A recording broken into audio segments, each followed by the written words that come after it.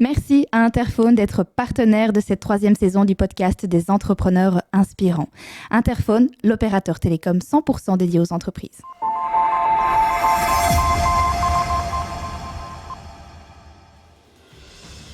Et le jour où j'ai annoncé à mes enfants qu'on se séparait et que je leur ai dit qu'une semaine sur 2, j'allais m'occuper d'eux, ils m'ont regardé, je me vois encore leurs 4 billes brunes qui me regardent en disant « T'es même pas crédible, ça va juste pas le faire, ça va pas aller ». Et en fait, je l'ai fait. Une semaine sur 2, j'étais vraiment présente. Ça a permis de me reconnecter à mes enfants et d'avoir un autre type de vie avec eux. Bonjour et bienvenue sur le podcast des entrepreneurs inspirants. Chaque épisode vous offre un aperçu de l'histoire d'un ou d'une entrepreneur qui éclaire et inspire à travers sa vision et son parcours. Aujourd'hui, c'est un véritable plaisir d'accueillir Anne-Catherine Trinon de Cap Conseil. Je suis Bérangère et je suis accompagnée de Geoffroy. Nous sommes impatients de vous faire découvrir cette histoire inspirante. Bonjour Geoffroy, bonjour Anne-Catherine, comment allez-vous ? Bonjour, je vais très bien, merci. Bonjour à tous. Pour commencer, Anne-Catherine, pourrais-tu partager avec nous un peu sur toi-même et sur ce que tu fais actuellement ? Oui, alors qu'est-ce que je fais actuellement ? Aujourd'hui, je dirige le bureau Cap Conseil, qui est un bureau spécialisé en accompagnement des entreprises en stratégie durable. J'ai rejoint et racheté Cap Conseil en mars 2022, donc ça fait 2 ans. Et depuis janvier de cette année, je vole de mes propres ailes, puisque les 2 cofondateurs ont quitté l'entreprise en décembre, après m'avoir formée pendant pratiquement 2 ans. Et j'ai eu droit à avoir 2 magnifiques coachs qui m'ont bien encadrée. Est-ce que tu peux nous emmener à travers les moments clés de ton aventure entrepreneuriale, de la genèse de ton activité, mais même d'avant, puisque ce n'est pas ta première entreprise, jusqu'à aujourd'hui? Alors moi, j'ai fondé en 97, j'ai cofondé en 1997 une agence de communication qui s'appelle Actstar, qui entre-temps s'appelle Altavia Act. Et je ne suis pas du tout issue de la communication parce que j'ai fait des études de traduction allemand-danois et ensuite un 3e cycle HEC en gestion. Donc j'ai travaillé pendant 2 ans dans une organisation internationale et puis dans un studio de production où j'ai tout appris en fait. Donc j'ai appris mon métier sur le tas. À l'époque, c'était encore possible, c'était le début du Mac et le début de la grande aventure Internet. Donc ça remet tout le monde à niveau, au niveau de l'âge de chacun autour de la table. Donc j'ai évolué avec ce métier. On a développé au niveau de l'entreprise toute une série de services et notamment tout ce qui était digital. Dans les grandes étapes de ma vie, je dirais qu'en 2006, il y a eu la séparation avec mon associé. J'ai repris l'entreprise seule et je me suis fait accompagner par une coach. Et en 2009, après avoir travaillé avec elle pendant 2 ans plutôt au niveau individuel, on a décidé de s'occuper des collaborateurs. Entre-temps, l'entreprise grandissait, j'avais une 15aine de collaborateurs.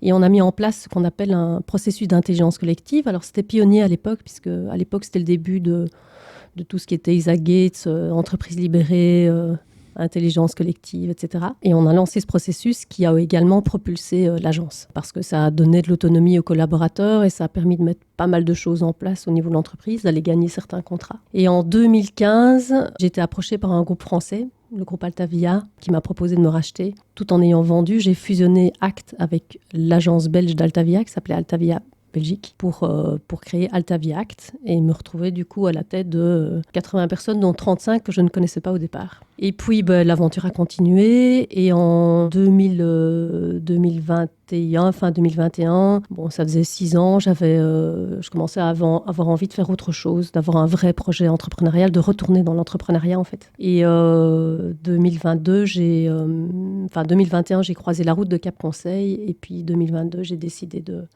me relancer dans ce nouveau projet. Et des études au départ? Et mes études au départ, traduction allemand-danois, donc quand rien même à voir. particulier, effectivement. C'est très particulier. Alors tout le monde me demande chaque fois, mais danois, t'avais un petit copain danois ? Non, pas du tout. En fait, j'ai choisi le danois un peu par opportunisme à l'époque. Donc quand j'ai terminé mes études, donc j'ai étudié à Liège.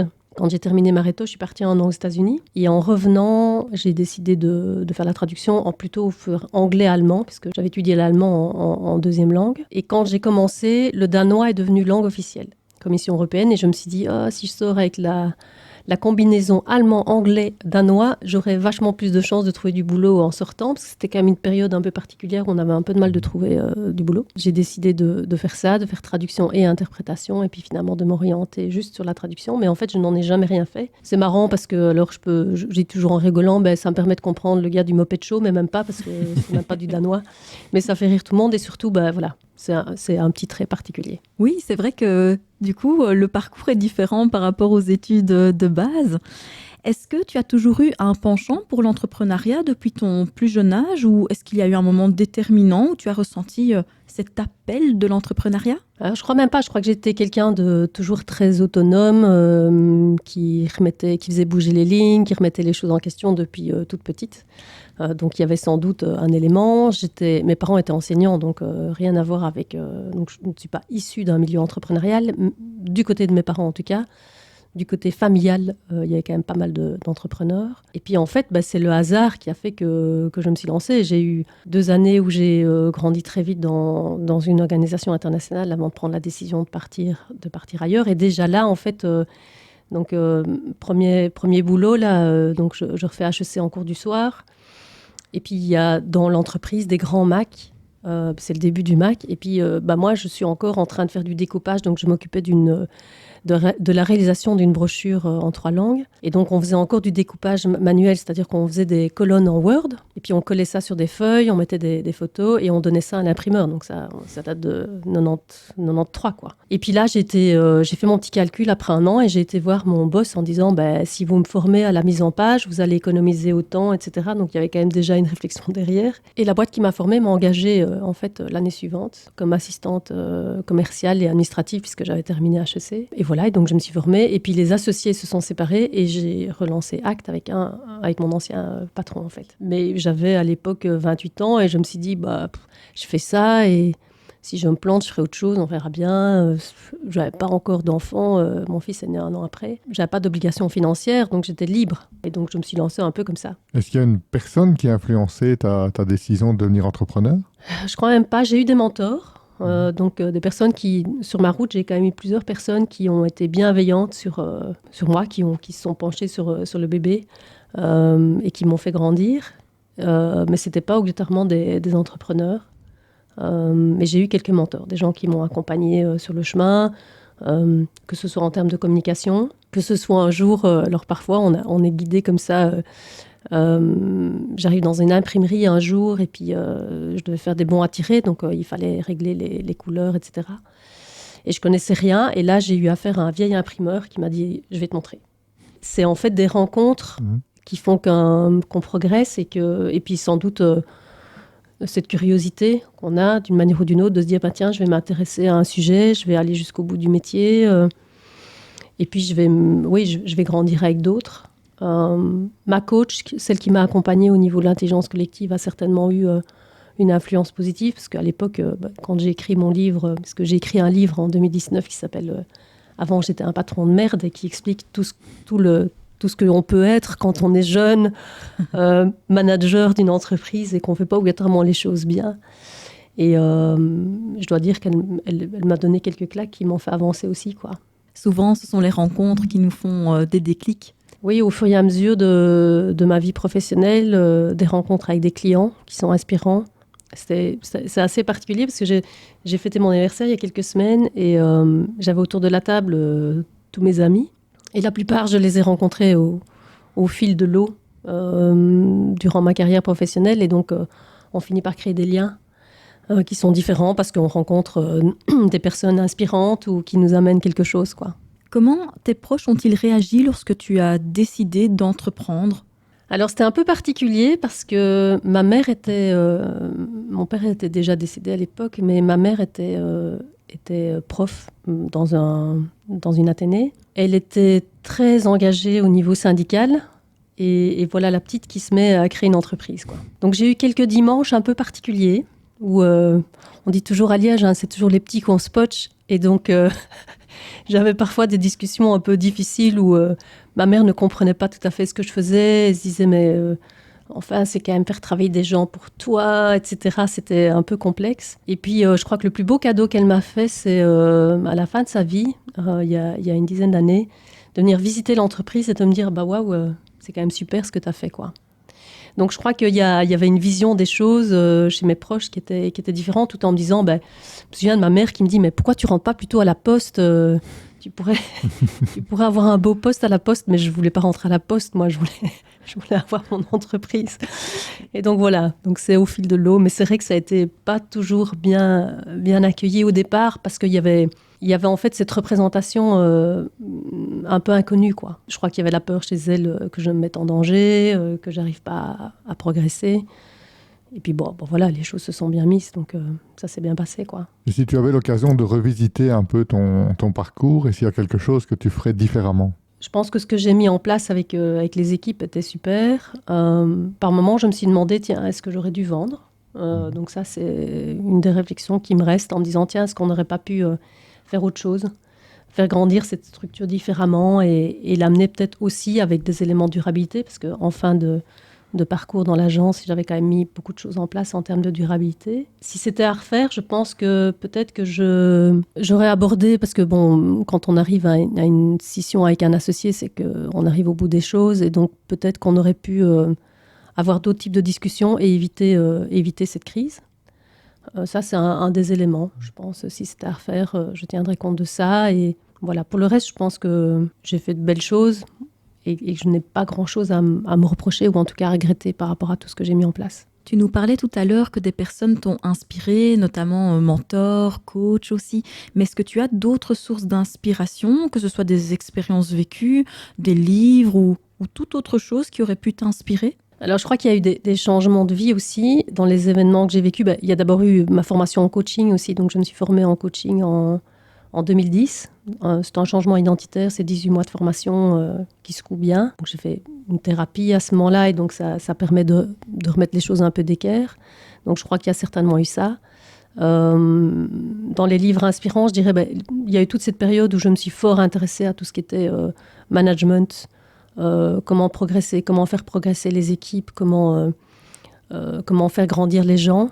Je crois qu'un des moments clés très forts dans ce que j'ai vécu aussi, c'est le jour où j'ai annoncé à mes équipes que j'allais partir. C'est là qu'on mesure tout ce qu'on a apporté, parce que j'ai lu beaucoup de tristesse dans les regards. Donc, c'était pas « yes, elle s'en va », c'était plutôt « mince, donc, tiens, qu'est-ce qu'on va faire ?» C'était même pas de la peur, on sentait de la tristesse. Je dirais, dans d'autres livres inspirants, je m'intéresse beaucoup à tout ce qui est entreprise régénérative aussi pour l'instant, et à tout ce qui se passe au niveau climatique et ce qu'on peut mettre en place. Et donc, le livre de Timothée Parric sur Ralentir ou périr m'a fort inspiré aussi, même si je trouve que les conclusions, j'ai un peu de mal par rapport à ça, mais voilà. Donc, c'est très éclectique. Et quel est l'accomplissement dont tu es la plus fière aujourd'hui dans ton parcours et que tu voudrais partager avec nous? Je pense qu'un des accomplissements, c'est, je le verrais plus au niveau de personnes qui ont changé, que j'ai pu amener à un certain niveau par des réflexions, par de l'ouverture. C'est souvent ce qu'on m'a renvoyé, c'est cette capacité que j'ai eue de faire grandir les gens. La plus belle réussite jusqu'ici, ça a sans doute été quand même Act, puisque je suis partie de zéro et j'ai amené une entreprise quand même loin, dans une vision managériale qui était pionnière. Donc ça, c'est sans doute la plus belle réussite que j'ai eue jusque maintenant. Aujourd'hui, petite entreprise de 2 personnes, on est 7 aujourd'hui. Donc je sens que je suis de nouveau repartie dans autre chose et on verra bien vers où ça va me mener. Mais oui, clairement, je dirais les souvenirs, ils sont liés à 25 ans dans une agence de communication où on met en place beaucoup de choses, où on fait grandir des projets avec des gens, surtout. Donc moi, mes souvenirs, ils sont là. C'est le sourire des gens qu'on fait grandir. Je dirais qu'un des moments clés aussi, c'est au moment de la fusion avec l'équipe Altavia. Donc 35 personnes qui ont été managées très différemment de la manière dont je manageais mes équipes. Et j'arrive là et au bout de quelques mois, je sens que les choses se détendent, quoi. Qu'ils se rendent compte qu'il y a moyen de gérer les choses différemment. Quand je leur disais, tiens, on peut prendre du temps un peu pour réfléchir. Ah, mais non, nous, on n'a pas le temps, on doit être rentable. Je dis, non, c'est important qu'on prenne du temps pour se poser, pour réfléchir à ce qu'on va faire plus tard. Et j'ai l'impression que j'ai apporté, dans la manière dont j'ai fait évoluer les choses, une autre vision du monde, beaucoup plus collaborative. On peut compter sur les autres. Donc sans doute est-ce lié aussi à cette maman à cette maman syndicaliste qui m'a amené aussi cette réflexion sur on ne fait pas les choses seuls, on fait les choses ensemble, quoi. On parle ici des réussites, mais on sait que le chemin entrepreneurial est jonché d'embûches. Quel a été ton plus gros obstacle et comment as-tu fait justement pour le dépasser? J'ai eu une société à Montpellier à un moment donné. Donc j'avais investi dedans. Et puis à un moment donné, au bout d'un an, je me suis aperçue que ce que j'avais investi avait fondu comme neige au soleil.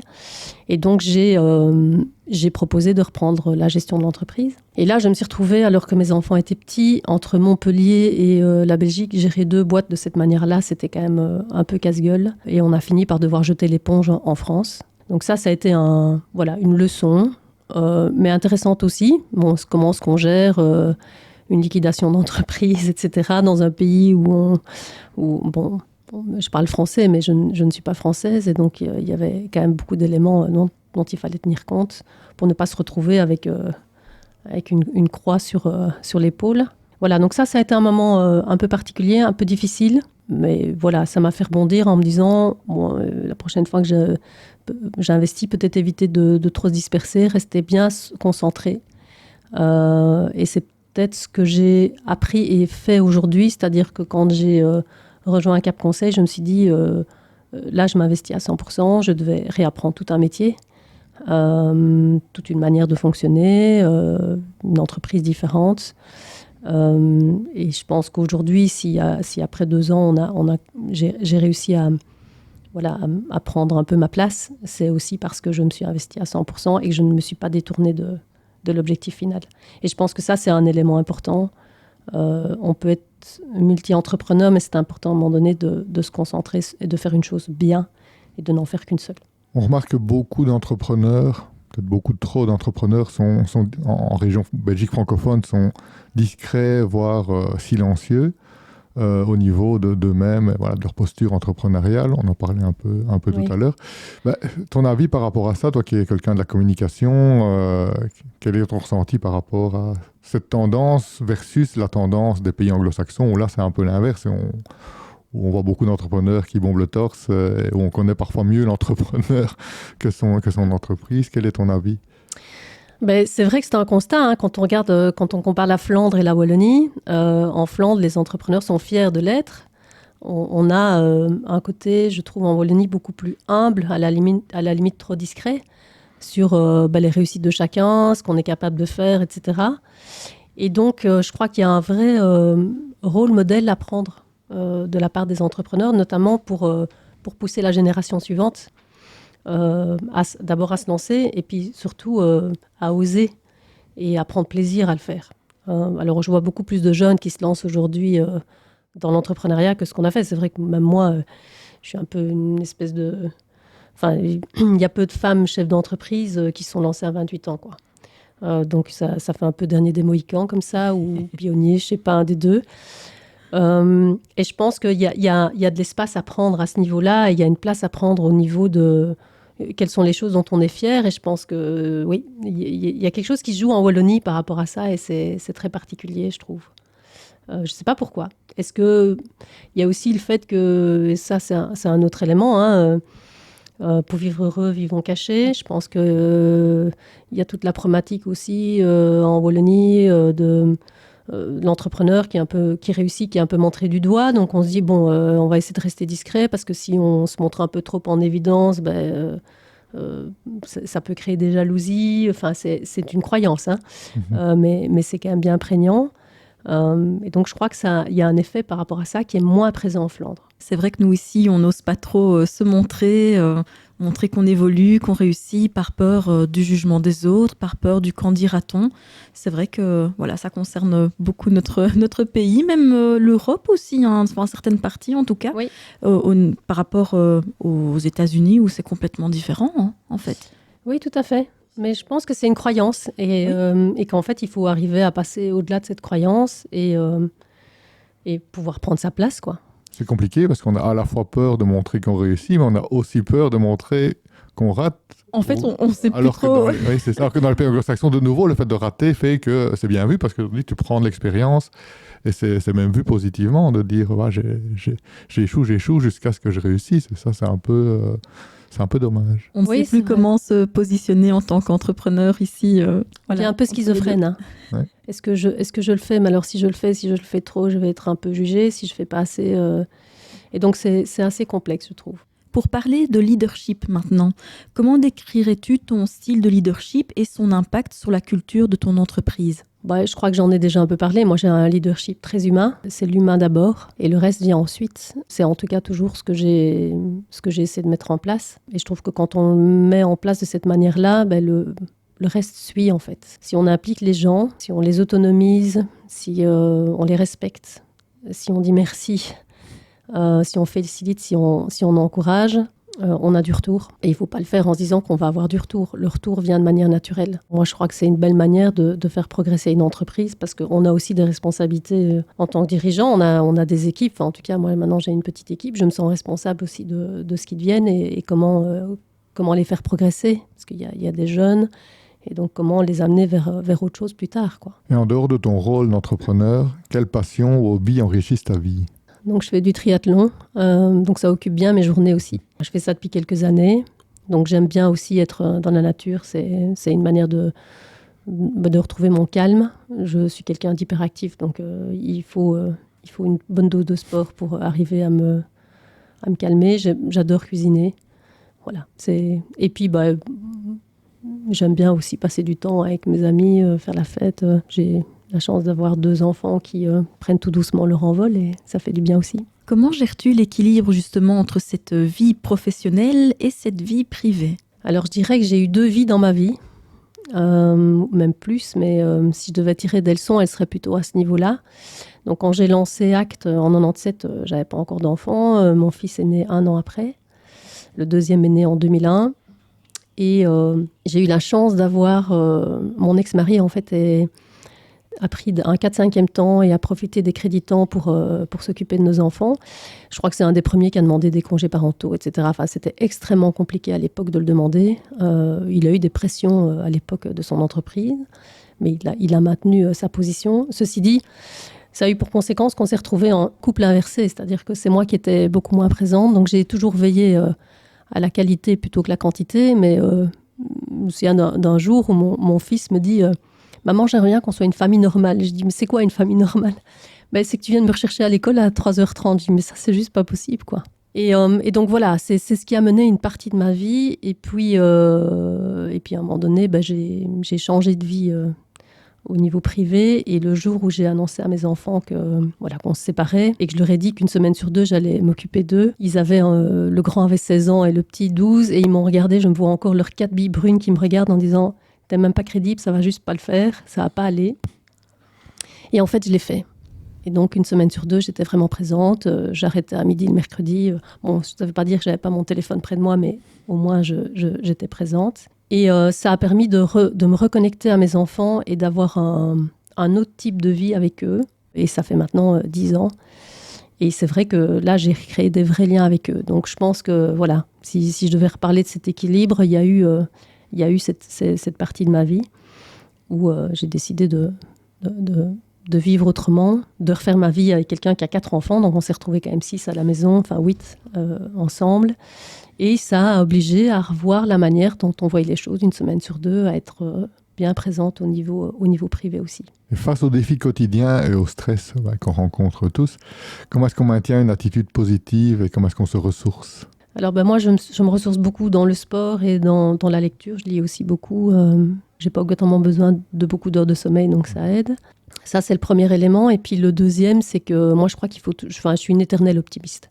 Donc quand un truc va pas, je trouve toujours ce qui est positif malgré la situation. Donc une mauvaise nouvelle s'annonce toujours avec un truc positif en disant c'est comme ça, mais voilà ce que ça peut nous apporter. Donc j'ai plutôt cette manière de voir les choses, ce qui permet sans doute d'apaiser et de ne pas être de ne pas laisser le stress diriger ma vie. Quelles sont les valeurs fondamentales qui orientent ta démarche entrepreneuriale au quotidien? L'audace, la solidarité. Je dirais une de mes valeurs, c'est vraiment aussi l'humain, de toujours très optimiste. Est-ce qu'il y a une citation ou une pensée qui t'inspire particulièrement dans ta vie? Il y en a deux, mais il y en a une que j'aime beaucoup, celle de Mandela, qui est « Sometimes you win and sometimes you learn ». Et donc, toujours apprendre de ses erreurs. L'erreur est humaine aussi. C'est un élément qui est fondamental. Je trouve que voilà, quand on fait une erreur dans une entreprise ou dans une vie privée, on en tire les leçons. Et c'est ça qui est le plus important. Moi, c'est toujours ce que j'ai partagé avec mes équipes en disant voilà, il y a eu une erreur, on s'en fout un peu de savoir qui l'a fait. Ce qui est important, c'est comment on va faire pour que ça ne se reproduise plus, quoi. C'est le plus important. Comment envisages-tu l'évolution du monde entrepreneurial dans les 10 prochaines années et la place de ton entreprise dans ce futur? Les choses bougent dans tous les sens. Je pense qu'on va avoir beaucoup plus d'entreprises qui vont tenir compte de tout ce qui est durable. Je pense qu'il y a une tendance qui est en cours et elle va continuer. Moi, je vois de plus en plus d'entrepreneurs qui prennent ce sujet-là à bras-le-corps. Et il est tellement vaste qu'il y a de la place un peu pour tout le monde. Donc ça, c'est le premier élément. Je vois beaucoup plus de jeunes qui se lancent dans l'entrepreneuriat qu'avant, avec de bonnes idées. Parce qu'aujourd'hui, il y a moyen d'être beaucoup mieux guidé qu'auparavant. Auparavant, on avait quand même moins d'éléments. Quand même un élément mineur, c'est que j'ai l'impression qu'au niveau de l'enseignement, il y a des choses à revoir pour les jeunes. On a parfois des cours qui sont donnés aujourd'hui comme ils s'étaient donnés il y a 20 ans, donc il y a certainement des progrès à faire par rapport à ça. Et la place de Cap Conseil, comme je vous dis, il y a de la place pour tout le monde. Moi, je suis plutôt dans une réflexion de partenariat, donc j'ai pas obligatoirement envie de faire encore grandir cette entreprise comme je l'ai eu auparavant, mais plutôt d'envisager des partenariats structurels avec d'autres structures, quoi. Quelle est ta vision justement du côté durable, du côté écologique dans les entreprises ici en Belgique versus le monde entier? Parce que forcément, les réglementations, et je pense qu'on va arriver de plus en plus à des réglementations de plus en plus dures dans nos régions. Et beaucoup de gens disent, oui, c'est vrai, finalement, est-ce qu'on n'est pas pénalisé par rapport à d'autres régions du monde qui, elles, ne sont pas du tout concernées par ce type de réglementation, alors que le climat, et les émissions de CO2, elles sont mondiales, elles ne sont pas spécifiquement...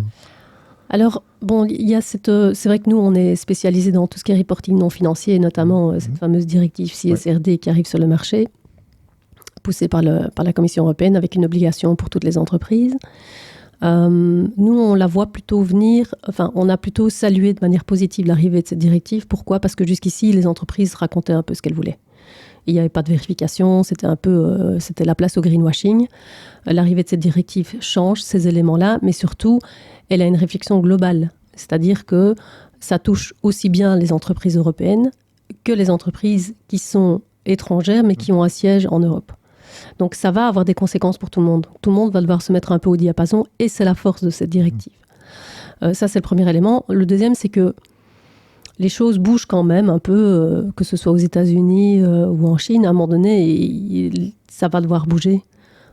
Et donc, moi, je reste assez optimiste par rapport à ça. C'est vrai qu'on pourrait avoir l'impression aujourd'hui qu'avec l'arrivée de la CSRD, les entreprises européennes vont se retrouver pénalisées par rapport aux entreprises américaines ou chinoises.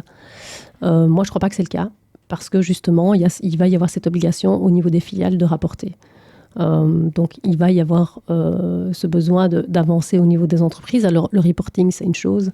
On pourrait avoir l'impression qu'on raconte ce qu'on veut, mais comme il y a vraiment, on sent qu'il y a une vraie volonté de bien pouvoir comparer et de pouvoir faire un suivi, notamment via des logiciels d'intelligence artificielle qui vont pouvoir vérifier tous ces rapports. Je pense qu'on va avoir des éléments par rapport à ça. Après, je crois que c'est une première étape. Je pense qu'il est important que les entreprises ont vraiment un grand rôle à jouer par rapport à ce dérèglement climatique et comment remettre les choses en route. Et je pense que moi, je suis en train de me former plutôt aussi à tout ce qui est entreprise régénérative, économie régénérative, voir comment on va régénérer le vivant. Et c'est ça l'enjeu de demain. C'est pas uniquement le CO2. Est-ce qu'il y a une question qu'on ne t'a pas posée et que tu aurais voulu qu'on te pose ? Je me dis oui, peut-être, tiens, parce qu'on me l'a déjà posé, c'est pourquoi j'ai laissé tomber ce que j'avais pour me relancer dans autre chose, en fait. Comme je pose la question, je vais y répondre. C'est le but. C'est le but, hein. Moi, j'y ai vu plusieurs choses. D'abord, effectivement, le fait que, même si, voilà, j'ai quitté effectivement un siège doré pour repartir à zéro, donc j'aurais pu me dire, je reste comme ça et je termine ma vie et je m'ennuie un peu, mais c'est pas très grave. Je crois que ça ne faisait pas partie de moi, donc j'avais envie de me relancer dans autre chose. Donc il y a cette volonté entrepreneuriale qui a été plus forte que le reste. Donc ça, c'est un des premiers éléments. Et le deuxième, c'est que j'avais besoin de me réaligner. Ça ne faisait plus sens pour moi. Et donc je crois que un élément important pour un entrepreneur, c'est que pour nourrir notre moteur, il faut que ça fasse sens. Et donc si ça ne fait pas sens, il ne faut pas le faire. Et je crois que ça, c'est une des leçons que j'ai retirées en fait de tout ça. Et le nom ACT, sont tes initiales ou rien à voir? Rien à voir. Ah oui, c'est marrant. Rien à voir. Alors pour la petite histoire, mais bon, pour la toute petite histoire, ACT, donc quand on s'est mis à plusieurs quand on a créé le nom. Et à un moment donné, on était plusieurs à brainstormer sur ce qu'on pourrait mettre comme nom. Et c'est mon ancien associé qui m'a dit, mais tiens, ne te prends pas la tête, mais on dirait bien ACT, parce qu'on est dans l'action, même si c'était des initiales. Et voilà, c'est quelque chose de fort. Et puis à l'époque, on avait encore le bottin jaune. Et donc, ACT paraîtrait le premier dans les agences. On s'est dit que c'était une bonne idée. Mais ACT.be et ACT.com étaient déjà pris. Et donc, on s'est dit, on va essayer de trouver un petit nom diminutif qui ne veut pas dire grand-chose, mais qu'on pourra rajouter. Et donc, on a eu Star. ACT-Star, alors, ce n'était pas encore l'époque de la Star Academy, elle est venue juste après, parce qu'on nous a fait des bonnes blagues aussi par rapport à ça. Et donc, voilà, c'est devenu ACT-Star. Et puis, au fur et à mesure, on a un peu laissé tomber ce Star, qu'on mettait en tout petit dans le logo, etc. Et Cap Conseil, on est dans le même truc, puisque Cap.be existait déjà aussi, donc ils ont rajouté Conseil derrière. Oui. Pour terminer, quels conseils pourrais-tu donner à nos auditeurs, qu'ils soient novices ou expérimentés dans l'entrepreneuriat? Je pense que le conseil, c'est un peu ce que je vous ai dit juste avant, c'est faites quelque chose qui vous fait plaisir et qui fait sens pour vous. Et si en plus ça fait sens pour la société, c'est tout bon, quoi. Un grand merci Anne-Catherine pour ce partage et merci également à toi Geoffroy. Chers auditeurs, nous vous remercions de nous avoir accordé votre temps. On se donne rendez-vous prochainement pour d'autres rencontres et d'autres doses d'inspiration. À très bientôt. Salut à tous. Merci.